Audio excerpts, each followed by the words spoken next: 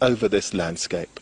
And in a sense, this history, the story that we're telling, is of that being replayed over centuries and centuries. The name of these hills reflects that history. These are the Nuba Hills, and the Nuba people believe that they are descended from the ancient kingdom of Nubia.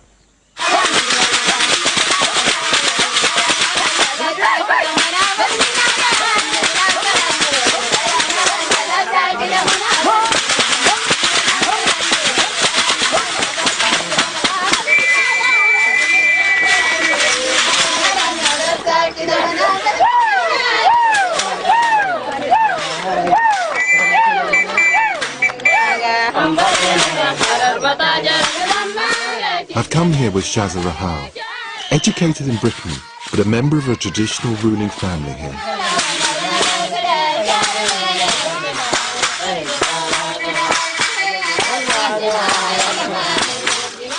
Her uncle, the leader of the village community, remembers the family traditions well.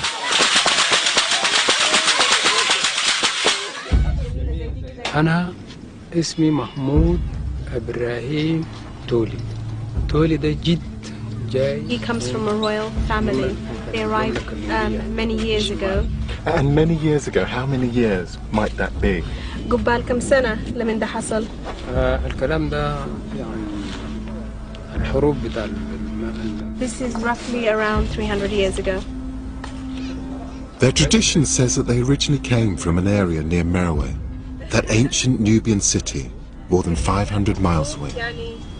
I'm really keen to find out if there is a connection between the people of this region, the Nuba, and ancient of Nubia.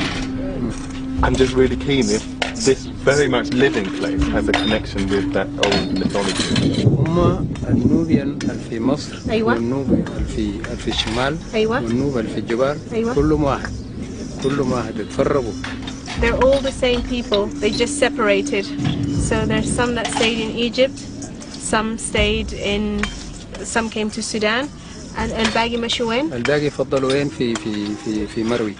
في Merowe. The rest stayed in Merowe. The only difference between here and there, you will see, is the color of the skin. Really? But in terms of the language, it's the same. The traditions are the same.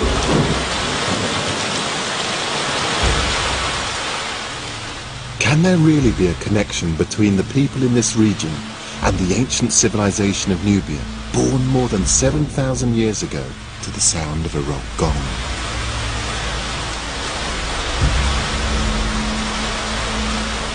The extraordinary thing is that although we're miles from ancient Nubian lands, there do seem to be some echoes of those far-off times. Today the young men still compete in what has become their most famous sport, wrestling.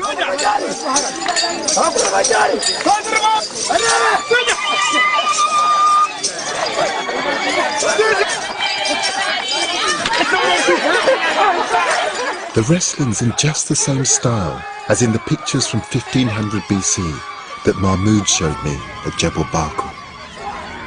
The same stance, the same grips even.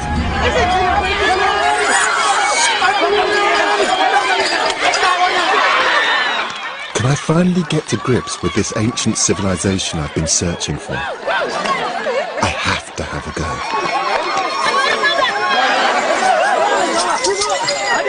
Wait.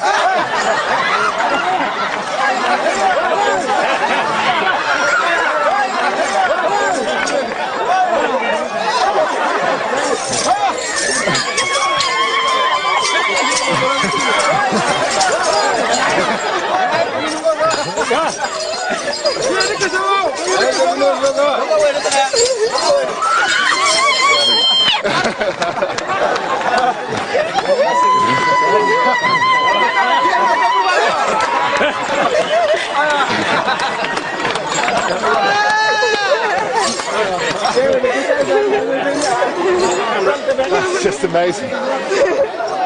But suddenly, I begin to realize this is just like those ancient Egyptian hieroglyphs of wrestlers. Just like it.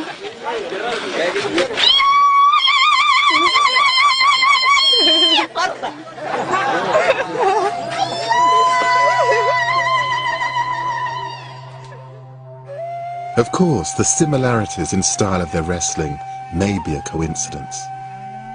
If there really is an inheritance from old Nubia, it should show up in more fundamental features of the Nuba way of life. Abdu, a cattle drover, certainly believes that the way of doing things hasn't changed in a long time. It has gone through tradition, through history, through family, and from an early age, everyone is allocated a certain number of cows. Oh, really? Yes. So that they can raise them, and they feed from them, like they use the milk from them to grow their children, and then they build on those. So obviously then the more cows you have, the more wealth you have.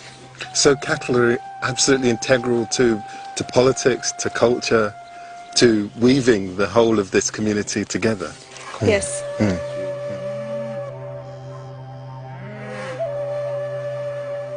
There are cattle cultures like this one right across Africa, from here in the hills of Sudan down to KwaZulu in South Africa. And so many of them are connected to kingship. It's possible that many of these stories may have begun in ancient Nubia, right the way back to the rock art people and Kerma.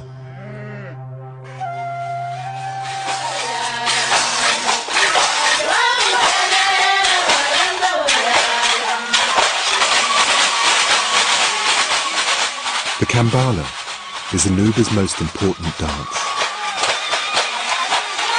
Its origins are in ceremonies which initiate young men as full members of Nuba society.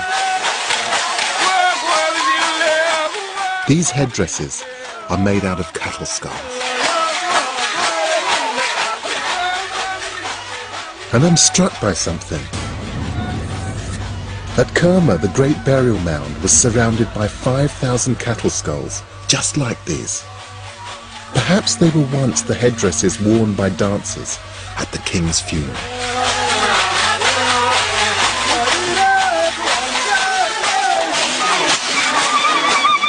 Who could fail to be convinced by this? I mean, this is those ancient Kerma cultures just brought to life. I mean, the cattle. I mean, you can just feel it. This is women singing about the cattle. This is men reliving those ancient traditions. This is absolutely everything that I've seen along the journey that made it alive in this incredible dance. Are these people the descendants of that ancient kingdom? There seems to be an inheritance expressed in traditions about cattle, about wrestling, and in legends about an ancient homeland. Beyond that, it's difficult to be certain of the links between the people of Nuba and those of ancient Nubia. But such a connection would only be icing on the cake. The most important thing is the weight of evidence we now have for the existence of Nubia as a remarkable, long-lasting, and indigenous kingdom. Nubia wasn't a barbarian wasteland on the fringes of civilization, as the Egyptians and Romans would have us believe. It was a real power, which developed independently and rivaled the pharaohs, a place with a distinctive way of life. In the end, it became a victim of climate change. But I think that Nubian ideas of power, wealth, and kingship continue to resonate in modern Africa.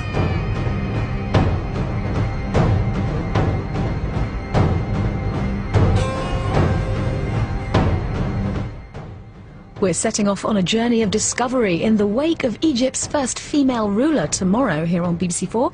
The pharaoh who conquered the sea is at 9.